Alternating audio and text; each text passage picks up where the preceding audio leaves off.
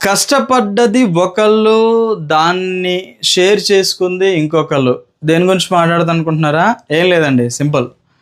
నిన్న టాస్క్‌లో ఆల్రెడీ పవన్ కళ్యాణ్ కాఫీని గెలుచుకున్నాడు. ఆ కాఫీని తీసుకెళ్ళి తనుజాకిచ్చాడు. సో, నెక్స్ట్ డే కాఫీ వచ్చింది. ఆ కాఫీని తను పాపం కష్టపడ్డోడికి కొంచెమైనా ఒక చిప్ అన్న ఇవ్వచ్చు కదా! ఆ కృతజ్ఞత లేకోకుండా భరణి ఇద్దరు షేర్ చేసుకున్నారు. దాన్ని షేర్ చేసుకొని తాగారు. సో, కష్టం ఒకడిది, ఫలితం ఇంకొకడిది అన్నట్టు అనిపించింది.